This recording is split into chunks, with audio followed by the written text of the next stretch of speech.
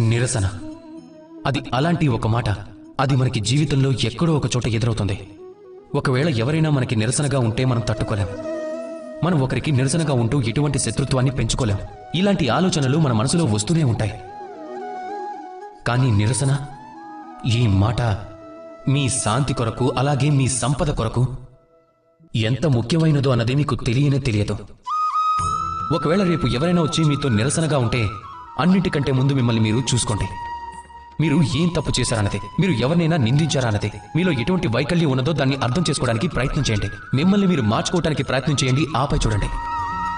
నిరసన అనే ఈ కొలిమిలోంచి మిమ్మల్ని బంగారంగా మార్చి బయటికి తీస్తుంది.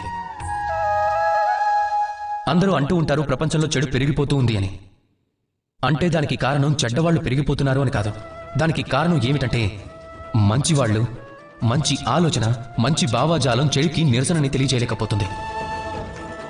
ఒకవేళ మీ ఎదుట ఏదైనా తప్పు జరుగుతుంటే దానికి నిరసన తెలపటానికి మీరు ఏమాత్రం ఆలోచించకండి. ఎందుకంటే నిరసన యొక్క ఈ మెరుపు చెడుని వెనక్కి తొక్కేయటానికి అవకాశాన్ని కల్పిస్తుంది. రాధాకృష్ణ.